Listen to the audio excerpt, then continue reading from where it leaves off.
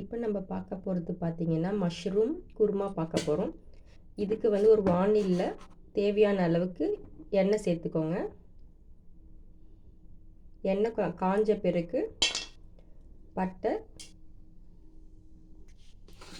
லவங்கம் சேர்த்துக்கோங்க. இந்த பிரியாணி இலையும் சேர்த்துக்கோங்க.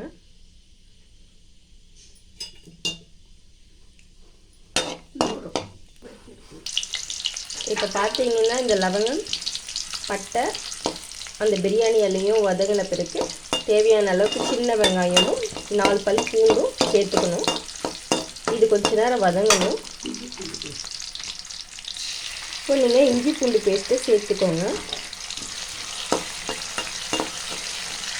தேவையான அளவுக்கு இஞ்சி பூண்டு பேஸ்ட்டு சேர்த்த பிறகு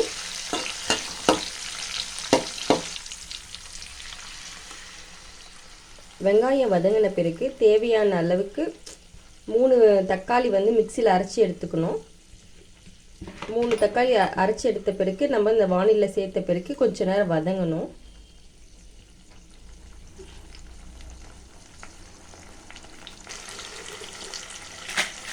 தேவையான அளவுக்கு லைட்டாக உப்பு சேர்த்துக்கோங்க.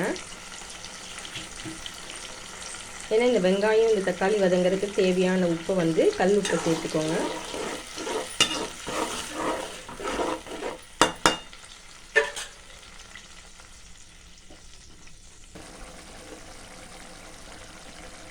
இப்போ வந்து பார்த்திங்கன்னா தக்காளியோடைய அந்த பச்சை வாசனை போனதுக்கப்புறம் ஒரு ஸ்பூன் வந்து மிளகாய் தூள், ஒரு ஸ்பூன் வந்து பார்த்திங்கன்னா தனியாத்தூள் சேர்த்துக்கணும். தேவையான அளவுக்கு மஞ்சத்தூள்,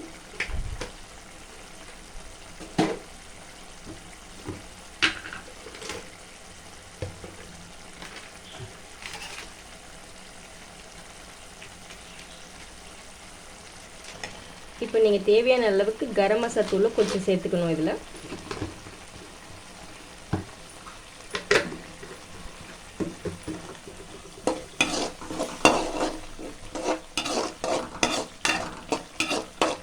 நம்ம ஏற்கனவே வந்து மிளகாய் தூள் போடுறதுனால கொஞ்சமாக வந்து கரம் மசாலா தூள் தேவையான அளவு சேர்த்துனா போதும். இப்போ கொஞ்சம் தேவையான அளவுக்கு தண்ணி மிக்ஸ் பண்ணிக்கணும். நம்ம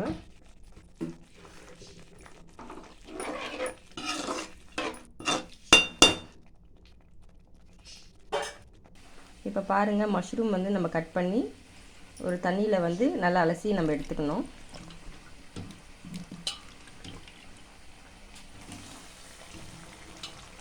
இப்போ இந்த வாணலியில் வந்து நம்ம இந்த மஷ்ரூம் வந்து சேர்க்குறோம்.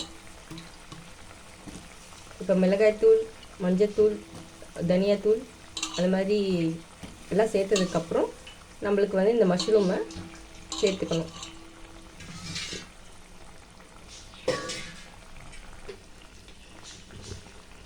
தேவையான அளவுக்கு உப்பு இப்போ சேர்த்துக்கணும்.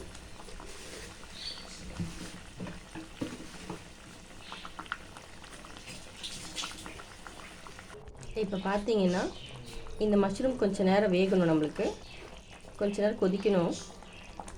இப்போ பார்த்தீங்கன்னா இந்த மிக்சியில் வந்து பார்த்திங்கன்னா ஒரு 5 பில்லை தேங்காவை எடுத்துக்கணும்.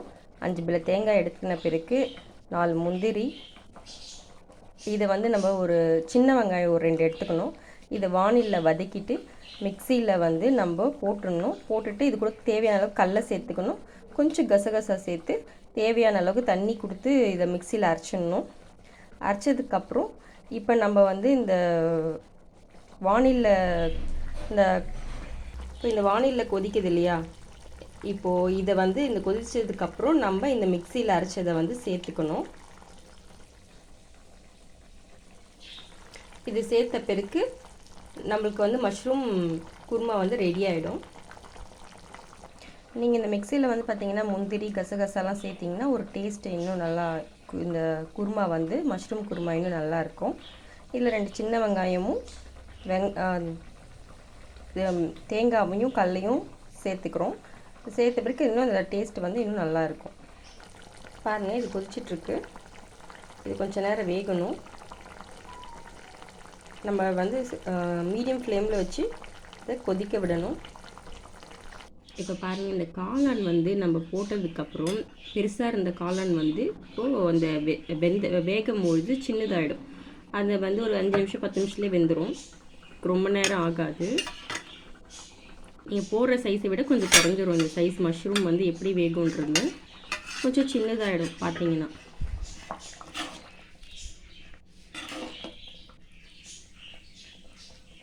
இப்போ இந்த மஷ்ரூம் வந்து நல்லா ஸ்லோ ஃப்ளேமில் வச்சு வேக வச்சாச்சு. ஒரு 5 to 10 மினிட்ஸ்க்குள்ளே இது வெந்துருச்சு.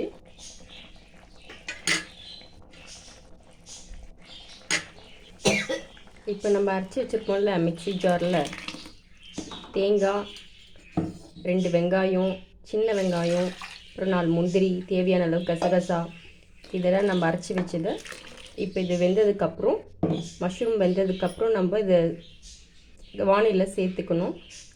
கொஞ்சம் தேவையான அளவுக்கு அந்த தண்ணி அலசி நம்ம ஊற்றிடணும்.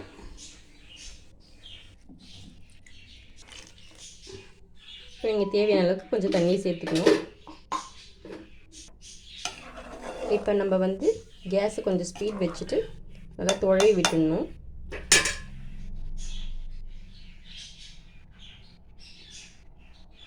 மீடியம் ஃப்ளேமில் வச்சுக்கோங்க. அதுக்கப்புறம்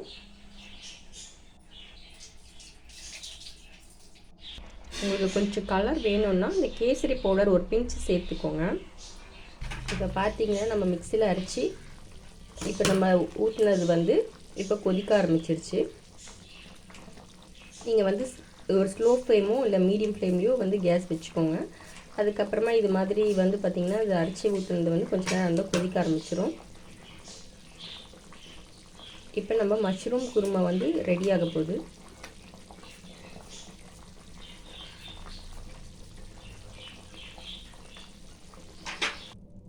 இப்போ நம்மளுக்கு தேவையான அளவுக்கு கடைசி இதில் வந்து தேவையான அளவுக்கு கொத்தமல்லி சேர்த்துக்கோங்க கட் பண்ணி. ஏன்னா வந்து மஷ்ரூம் குருமா ரெடி ஆயிடுச்சு.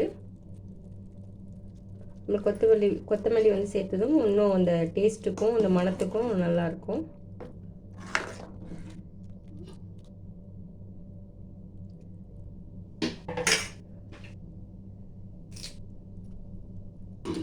நம்மளுக்கு தேவையான அளவுக்கு வந்து பார்த்திங்கன்னா கருவேப்பிலை கொஞ்சம் எடுத்து கட் பண்ணி வாசனைக்காக இந்த மஷ்ரூம் குருமாவில் சேர்த்துக்கோங்க.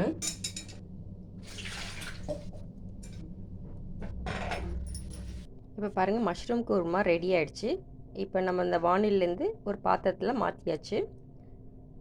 உங்களுக்கு இந்த வீடியோ பிடிச்சிருந்தால் லைக் பண்ணுங்கள், ஷேர் பண்ணுங்கள், சப்ஸ்கிரைப் பண்ணுங்கள். இப்போ நீங்கள் இந்த மஷ்ரூம் குருமா ரெடி ஆகிடுச்சு. இது வந்து நம்ம சப்பாத்தி, இட்லி, தோசை எல்லா டிஃபன் ஐட்டத்துக்கும் செட் ஆகும்.